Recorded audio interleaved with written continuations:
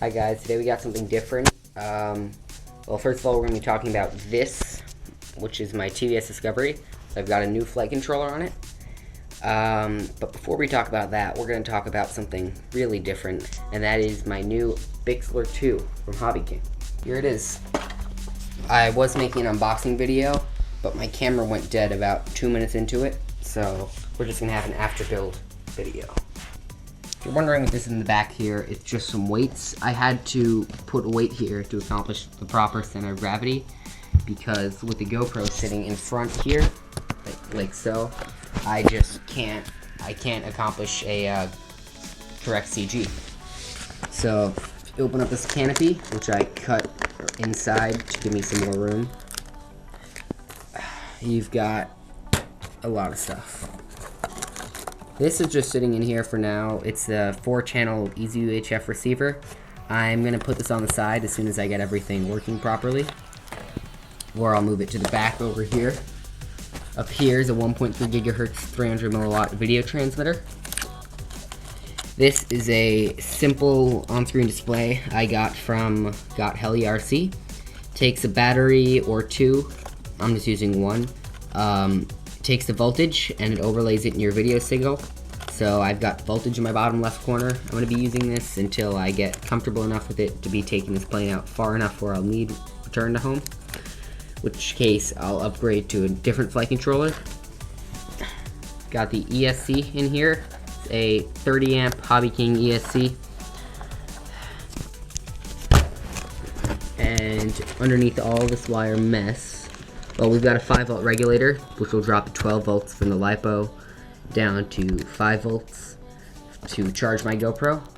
And then back there is where I fit my 2200 milliamp lithium polymer battery. I have to move it all the way back to get the right CG, because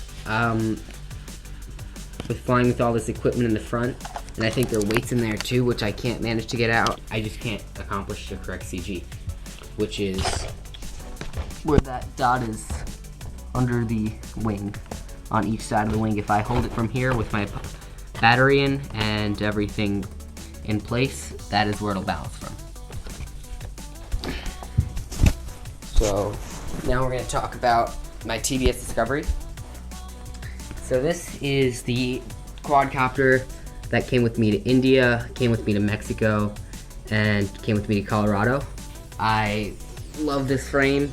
It's practically indestructible. I think I dropped it from, I don't know, probably 50 foot out of a tree, and this was the only thing that happened. Great frame. I wasn't loving my flight controller though. I was using the NASA V2, and I was just having bad experience after bad experience. It just kept dropping out of the sky.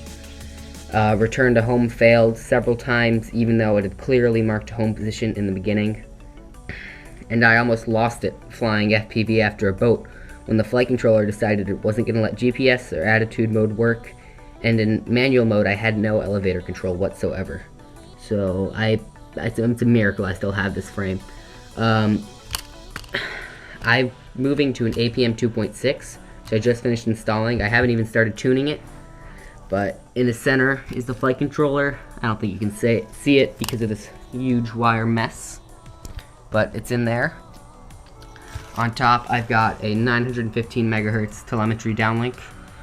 There's the GPS, and here's my 1 watt, 1.3 gigahertz video transmitter. And back's my easy UHF. So I've also added some LEDs and a 5-volt regulator to charge my GoPro. I'm using this new GoPro cable I got from Ready Made RC. So as a matter of fact, I'm gonna grab a lipo and show you what these LEDs look like, which I got from DJI ESC, by the way. Here's my newly organized RC closet.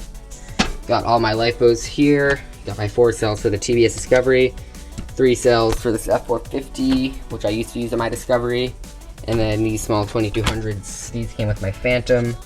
These are for the Bixler 2. My chargers, headset, parallel charging board, servos, mess, props. But we're just gonna grab a 4 cell really fast so I can show you what the LEDs look like. Alright, I have a question about a problem I've been having with my ESCs, by the way. When I turn this quadcopter on, every once in a while, one of these ESCs will beep a bunch, like it's not actually connected to the main controller, even though it is. And it will keep beeping, but not like the normal beeping it does when it's not connected. It'll just keep beeping until I spin this motor, in which case it'll start up separately. Not every time, but several times. It happened with this one first, and I had an extra lying around, so I replaced it. Then it happened with this one, so I pulled one out of my 550 for a second just to see what would happen. And it was working, and then it happened with this one, and now it's back to happening with this one again. So it's only happening when I'm using the 4-cell. It's not happening at all when I'm using my 3-cell batteries. It's only happening when I'm using my 4-cell. If anyone has any idea what that is, please put it in the description or in the comments. Stick that in there for now.